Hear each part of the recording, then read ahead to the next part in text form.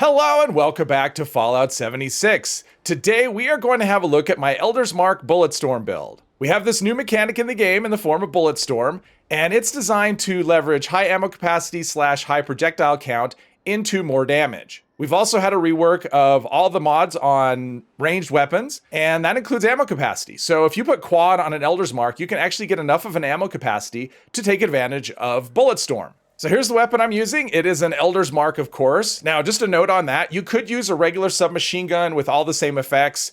You would get a little bit less damage and a bit less fire rate, but it would still be really effective. So what we have quad, faster fire rate, reduced AP cost, and then the conductor's effect on the 4th star. That'll just help us stay in VATS longer, help us keep our health up.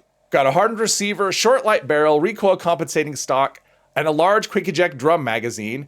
And also the glow sights. The glow sights aid in VATS accuracy and reduce the AP cost, and a suppressor. And you can see the ammo capacity is 225, that's a lot for just an automatic ballistic rifle. And just a note on other automatic rifles. So something like the Fixer handmade assault rifle, even with a large magazine and quad, or a drum magazine, I guess, in some cases, but the most you're going to get out of any of those is 110 ammo capacity. That just isn't enough to invest in Bulletstorm, where 225 is. So here are the legendary perks. So I have 3 specials, so I still do need an extra 15 perk points there. I'm using follow through. I mainly focus on sneak attacks, but sometimes sneak isn't possible. But then we've got taken one for the team. Does require a teammate, which obviously I won't have for this video. But there are some cases where you can actually get the benefit of both of these cards where you're still in stealth, but the enemy is blind firing. And so you can really get a lot of extra damage in those cases, which won't be shown in this video because I don't have a teammate. And then I have Master Infiltrator. I have tried living without this card. I just can't. I'm just somebody who has to click on anything that's locked. If it's a door, if it's a container, if it's a safe, I have to click on it, and I just miss that one click so much. So for me, this card is just a must-have. But if it's not for you, you can obviously take it out, put in another special, get 5 more perk points to spend on whatever you want.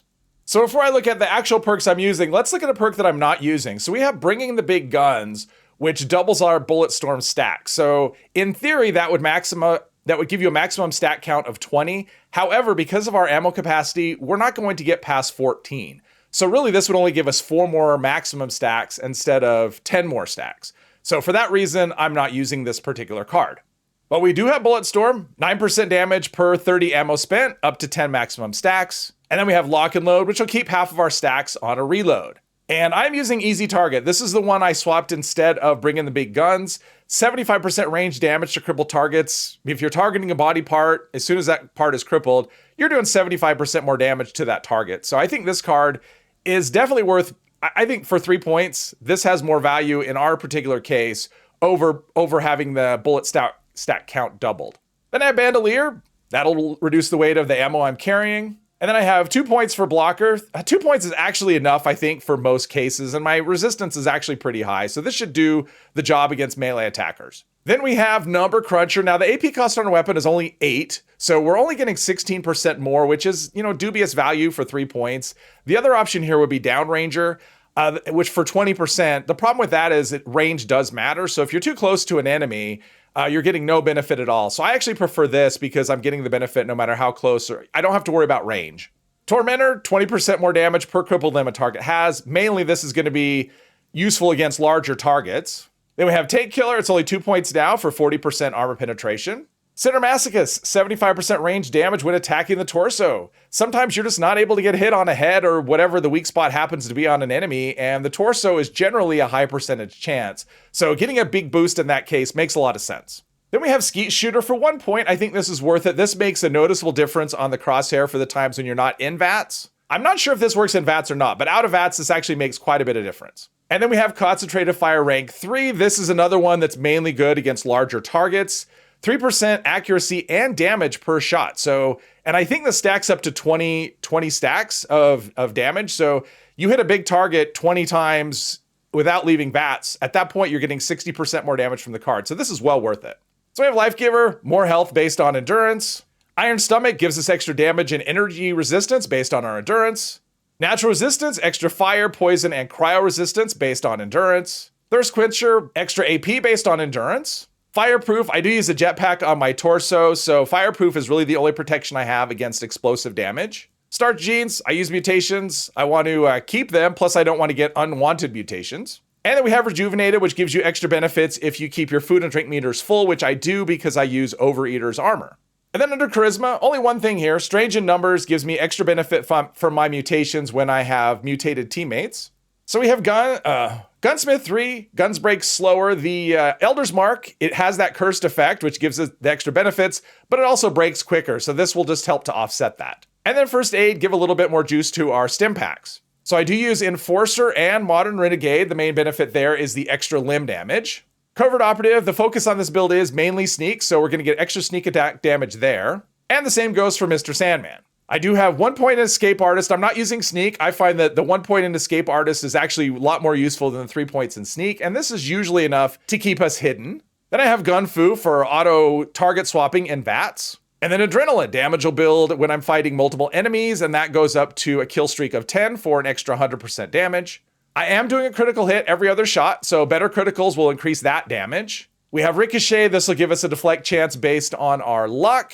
Four-leaf clover, misses and VATS. Sometimes VATS just doesn't cooperate, so it's nice to be able to build up a crit even when you're not hitting the target. Class Freak, mutations have a downside. I want to make the downside as small as possible. Critical Savvy 3, this is what allows us to do a critical hit every other shot when you combine that with our luck and our armor.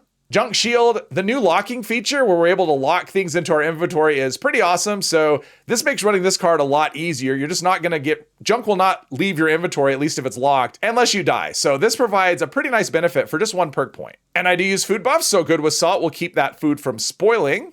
Now, as far as the armor goes, it is all Secret Service, and I have Overeaters on all of the pieces on that first star. The second star, I have Powered on 2 of the pieces and Endurance on the other 3 pieces. I'm running Through Hikers on all 5 pieces and Limit Breaking on all 5 pieces. So to do a critical hit every other shot, you need Limit Breaking on 5 pieces, Critical Savvy 3, and Luck of 16. And that's where we're sitting. So that's what's getting us the critical hit every other shot. And for the Under Armor, we've got Shielded Road Leathers. I think for stealth, this is the best option. It gives us 3 Perception, 3 Agility, and 1 Luck. So here are the mutations. I have Speed Demon for extra reload speed, Marsupial, extra jump height, Herd Mentality, +2 to all our specials. If I had a teammate, it would be +3. Egghead, I don't really need that for the build. I mean, that's extra 6 intelligence, but I'm not using energy weapons, and I don't really care about leveling, so that's kind of a perk that really doesn't do anything for the particular build. Eagle Eyes, extra perception, extra critical damage. Carnivore, I do use meat-based foods. You could go veggie, herbivore if you wanted, but carnivore is the way I'm running. Bird Bones for extra agility. Adrenal Reaction for extra, it works like adrenaline, but it's 5% instead of 10%. And as far as the food goes, important ones here. Company Tea, extra AP regen. Sweet Mutant Fruit Tea, extra critical damage. And this is a case where you might want to go herbivore because then you could just use Blight Soup, which is much easier to craft, and it gives you 100% versus 50%. Then we have cooked soft shell meat for extra AP, fried radroach on a stick for extra agility, pemmican for extra endurance, and perfect bubblegum, which works for our Overeater's armor to keep our food and drink meters full. So Elder's Mark is really strong, and against pretty much any regular enemy, you are going to just melt it. So we're going to try and find some bigger, tankier things. And of course, if I could stay hidden, that really makes a big difference in terms of damage. So let's, there we go. He goes down really easily. You will burn through a lot of ammo though, especially with faster fire rate on the, I don't know what's going on over here. Especially with faster fire rate on the Elder's Mark, you will, yeah, you'll just go right through ammo. So you probably want to be looting the enemy. Oh, we have Mr. Prizebot, of course. All right, Stallies tend to be a little bit tougher here. Let's see. Whoops. 0% still does no damage. There's that, but you can see everything goes. I mean, part of it's, the damage is really good, but also the fire rate is just bananas. There's that. And you can see VAT's accuracy is pretty good. The range is pretty nice. I mean, versus what it used to be. This went from a short-range weapon to a mid-range weapon. It's still not long range. I guess if you took the suppressor off, you could do... Okay, now I'm stuck. So I actually did get stuck, and I had to fast travel away. I could not move at all. So that's a thing that's a little bit frustrating. But what I was saying is that if you took off the suppressor and you wanted to play that way, which is perfectly reasonable, you can actually get pretty decent range on that. I think it goes up to 170 something. So at that point, you're kind of on the edge of long range. And I really only am carrying the one gun, at least for damage, because Bulletstorm favors not switching weapons. I'm using that. And in the rare cases when I need to heal an NPC, maybe I'm doing a caravan, I need to heal the Brahmin, heal a teammate, I have this Medic's Thirst Zapper, it's great. I don't need to carry ammo for it. But this is basically in those rare cases. Other than that, I'm just trying to stick to the one weapon and also not reloading. That is the hardest part about Bulletstorm. It's not the weapon switching, at least for me. It's the not reloading.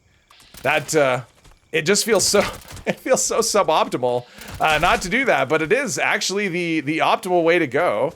Let's get a grenade out here. I love the throwing arc. I don't need fire in the hole anymore. I just get that automatically, just turn that on in the menu. But let's get that. Oops, there's this one. But yeah, quick work. You know, everything just kind of goes down